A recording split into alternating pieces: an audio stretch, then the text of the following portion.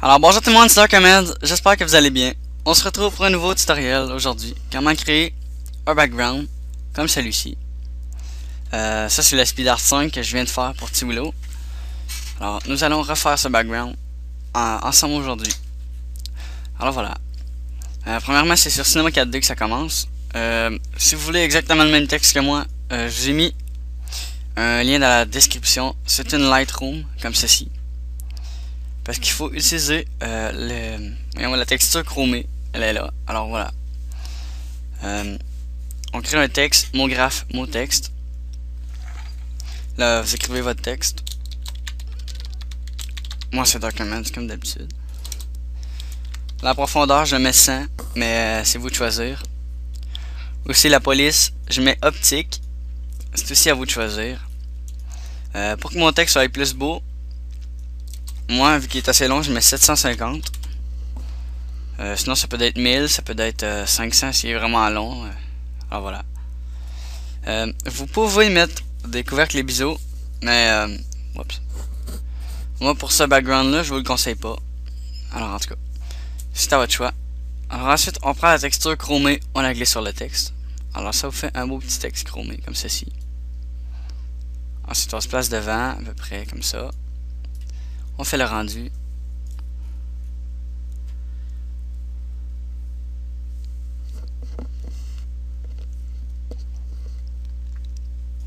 Ouais, dans la description, je vais tous vous avoir mis les liens en fait, parce que ben ça va être un lien pour la Lightroom, les textures pour le BG. Vous allez voir, vous allez tout avoir exactement ce que je vais mettre dans le background, mais vous, ça va être un truc, parce que moi je vais zigonner dans mes... je vais me promener dans mes dossiers. Alors ensuite, on clique droit sur Lightroom Darkhamed, vous allez voir ici. Enregistrer sous, ok. Là, n'importe où, moi je mets bureau. Là, on a écrit le titre qu'on veut l'enregistrer. Et là, on peut fermer Cinema 4D. Ah, voilà, il est là. Ensuite, vous allez dans le pack. Vous allez avoir ceci. C'est un template YouTube, vous allez voir. On clique dessus, clic droit, ouvrir avec Photoshop CS5.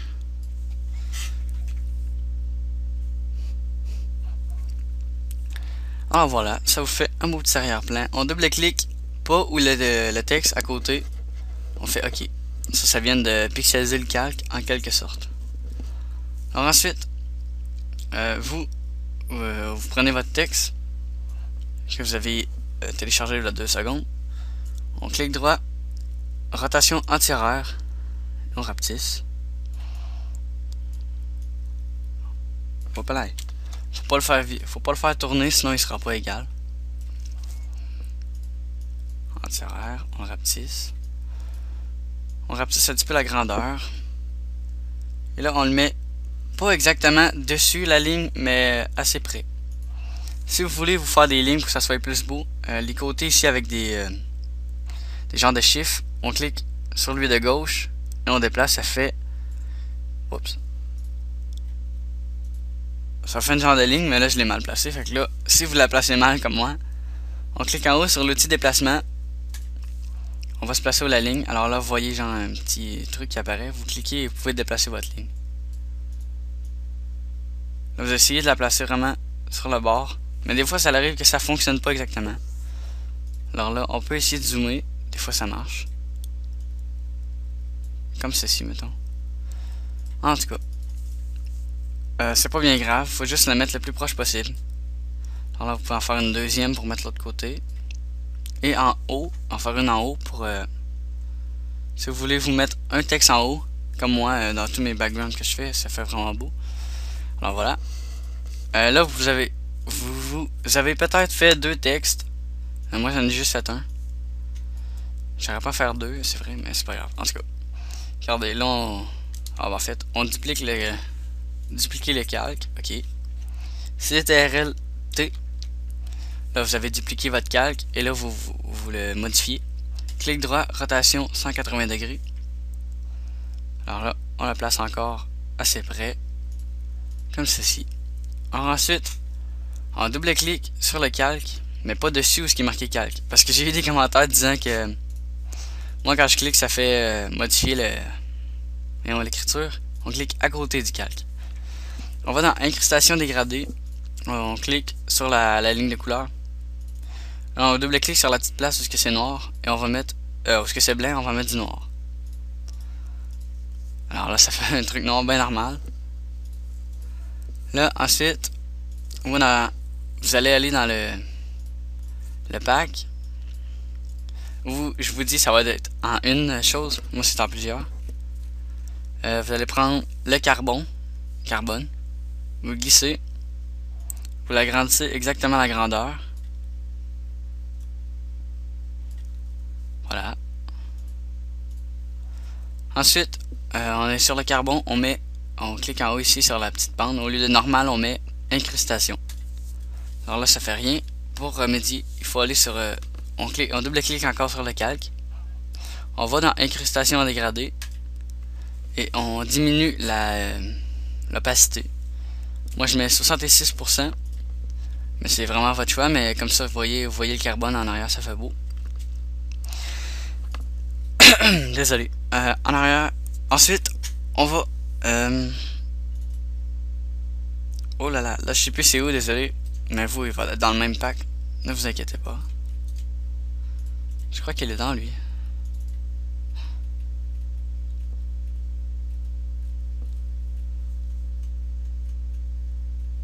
Ah, il est là. Vous, ça va être un genre de truc comme ça.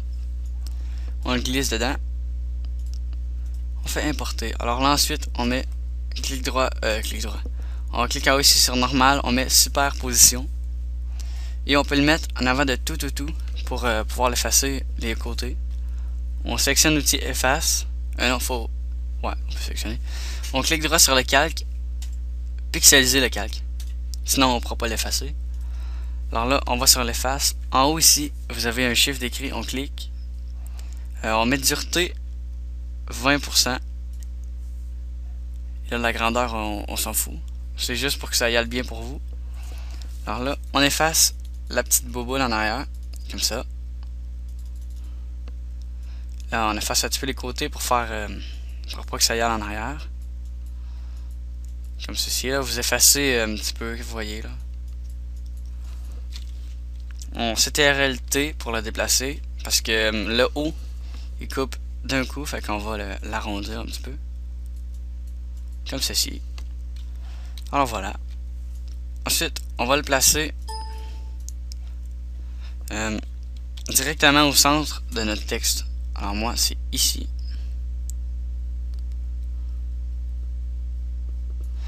Là, on essaie de centrer dans le texte aussi parce que le truc fait voyons. Ça fait une ligne. Ça fait une ligne derrière votre texte. Il faudrait qu'il soit dans le milieu pour que ça soit plus beau. Ensuite, on le duplique. On fait CTRL-T 180, rotation 180 degrés. Et là, voilà. Là, on fait clic droit, rotation 90 degrés. Ah non. En fait, non. On va laisser comme ça. On va prendre ici le côté, le déplacer l'autre côté. Essayer que ça soit la même grandeur à peu près. Ça serait plus joli. Alors là, on le place dos à dos. Comme ceci. Voilà. Et là, on clique sur Shift. Et on clique sur l'autre lumière. Là, vous avez sélectionné les deux. On les glisse en arrière des deux textes. Comme ça, pour que ce soit derrière. Ça va être plus joli. Ensuite, on clique droit vu que les deux sont sélectionnés. Dupliquer les calques. On fait OK. On fait CTRL-T pour déplacer. Là, on va faire la même chose que tantôt. On clique sur le côté. On le met l'autre côté. À peu près de la même grandeur. Comme ceci. Là, ils sont dans le milieu. Je vais juste aller redéplacer mes autres si je suis capable. Ah, voilà. Alors, comme ceci. Là, comme ça fait vraiment laid. Vous voyez probablement. Pour que ça soit plus beau, on va prendre l'effet que vous allez avoir, vous dans votre pack. Va déjà être tout fait. Celle-ci, c'est genre des lignes rouges. Alors là, on agrandit la grandeur. On clique droit sur l'effet pixelisé. On va dans Images, Réglages, Teinte, Saturation. Alors ensuite, on déplace vers la gauche. Moi, je le mets bleu. Mais dans le fond, c'est bleu le plus beau. Alors, mettez moins 126. Ça va être bleu, ça va être vraiment beau. Ensuite, au lieu de normal, on clique, on met incrustation. Alors voilà, tout l'effet vient de se faire. Ça fait vraiment beau.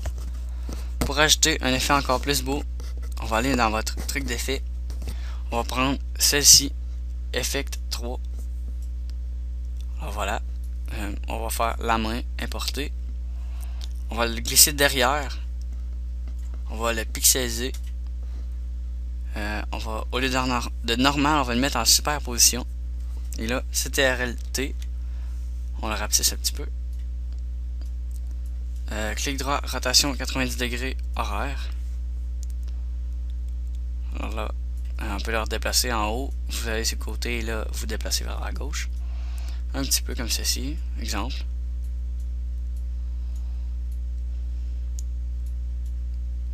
Alors voilà, on peut l'appliquer.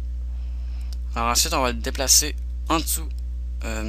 En dessous des deux textes pour que les textes, on les voit plus. Ensuite, on va cliquer de droit, dupliquer le calque. OK.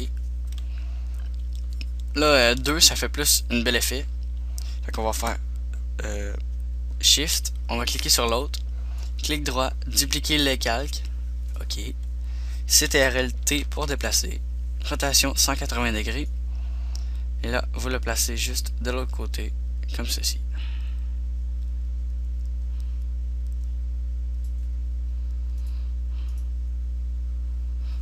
Alors voilà. Pour que ça soit plus beau, on va prendre ceux d'en bas. On va prendre les faces. On va effacer un petit peu en bas. On va prendre l'autre. On va effacer un petit peu en bas. Pour pas que ça fasse une coupure droite. Alors ensuite, on prend les deux autres. On fait la même chose. On fait la même chose. Alors voilà. Ça fait vraiment plus beau. Et là, si vous voulez, regardez le petit peu que ça donne. C'est vraiment beau, je vous dis. Sur YouTube, je vais aller vous montrer ce que ça fait. Parce que moi j'adore cet effet.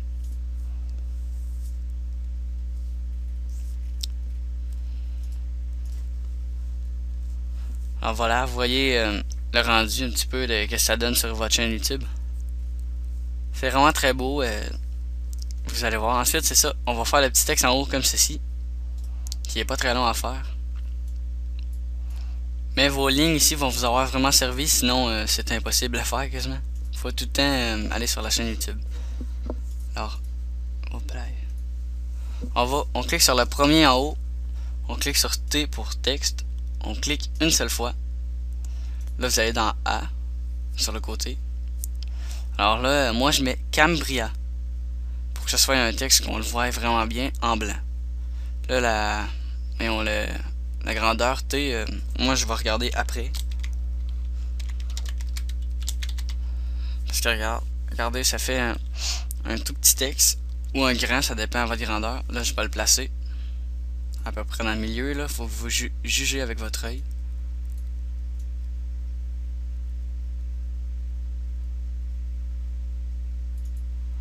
Alors là, vous l'avez agrandi et là, il n'est pas dans le centre. Mais exemple comme ceci. Alors voilà. Ça fait votre petit texte en haut. C'est vraiment très joli. Alors ensuite, pour l'enregistrer, fichier, enregistrer sous, bureau. Au lieu d'en PSD, on le met en JPEG, excusez, le premier des deux. Là, on écrit le nom qu'on veut. Alors là, moi, si je le mets en 12, je réussis pas à le mettre sur mon YouTube parce qu'ils disent que le format est trop gros. Si ça vous fait ça, ben mettez-le en 10. Moi en 10, ça fonctionne très bien.